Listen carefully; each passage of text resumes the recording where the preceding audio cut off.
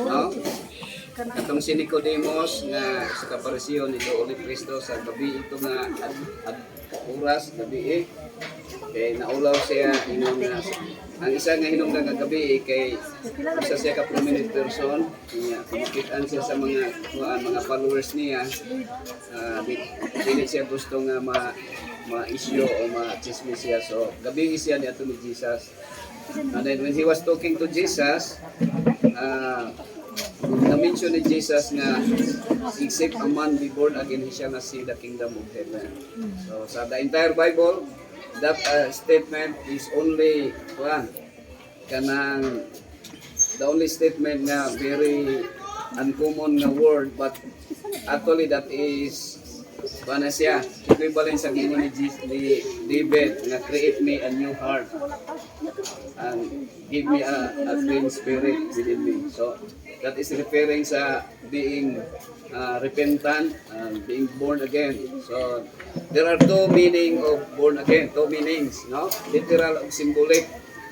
Ang literal nga meaning is a change of lifestyle.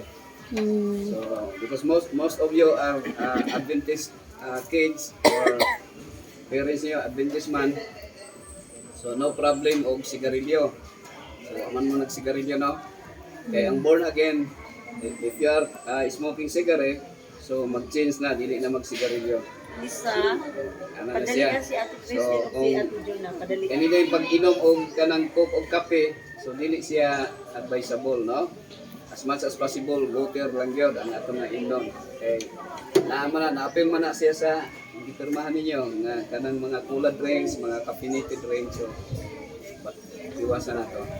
Kunya, kung humba nga kung may mga tao nga nagkaon humba nga baboy, pag born again is humba nga nangka na lang.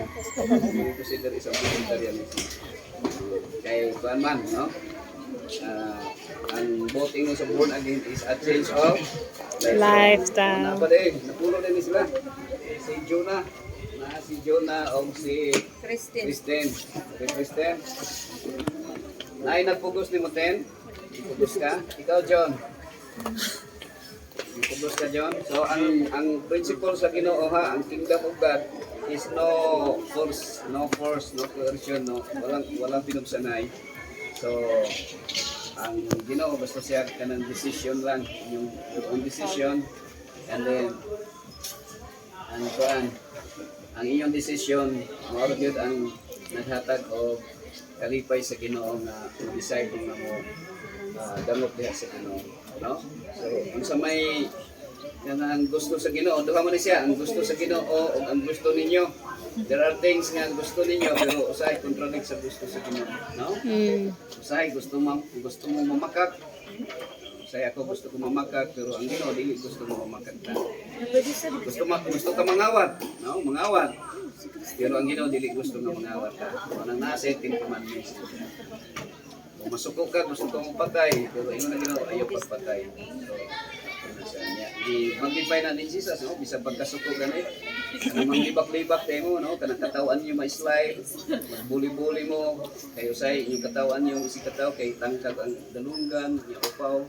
So dili na siya, bully na siya. So sama ra nga nakapatay ta, no? So atong tanong nga ang gisugo ni Kristo paghigugma sa imong isikataw niya. Ang number 1 gyud paghigugma sa Dios. Niya.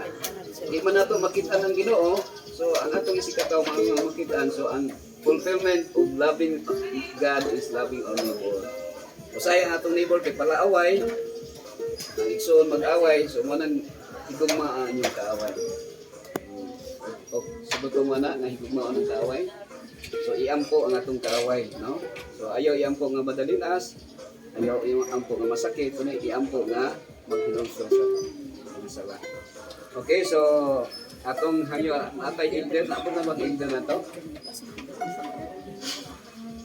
Ani balik day. Atay elder ron. Analan si kan si Ma'am Boss may mo represent. Naka-record ito din ha, kan? Nasa likod nimo. So atong nandiyon si Ma'am Brad, Ma'am Boss may mag-prayer. Toyota. So kini ato quick review ni ato ang mga so no nagtawag ko diri sa tag-iya unya na ato lang gihangyo nga karon yon dali ra man ni nga baptism katahuman mo awan ta kay ila din ni bayran exclusive ni nila. Sige atong hanyo sa imong boss.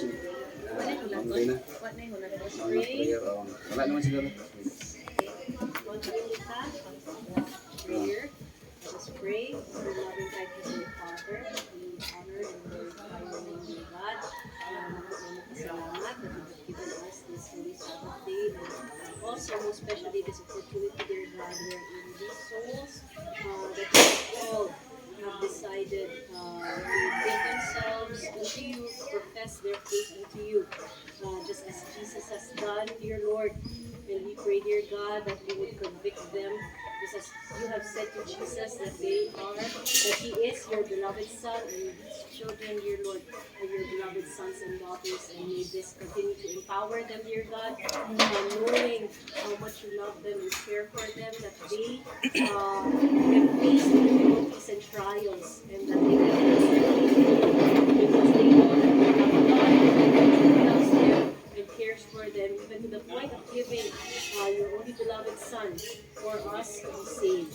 And may you continue to help them, dear Lord, in growing in grace and in the knowledge of our Lord and Savior Jesus Christ, and equip us all, dear Lord, especially their families, parents, siblings, and our church itself, dear Lord. Please equip us all that we may nurture this souls, dear God, that they may continue to be a blessing to others and they may continue to glorify you. Thank you, Lord, for your presence, for always being here with us, and may you bless this event, dear Lord. In Jesus' mighty name we pray. Amen. Amen. Okay. Si Bernard pa? Ha? Si Bernard? Gusto mo i-sit up? Hindi ko napupaglatis mo, natas. Anang salina siya. Oo. Sige, tawagan na to. Tawagan sa pagkitawag, isay na yung number ni Bernard. Wala siya extra dress. Isay na yung number ni Bernard. Little boy. Sige. Sa ato sa ning while nagpaabutan ni Bernard, atong ban. So, diha lang as is lang mo ha. Oh, pwede ra. Oh, pwede ra. Kuan lang.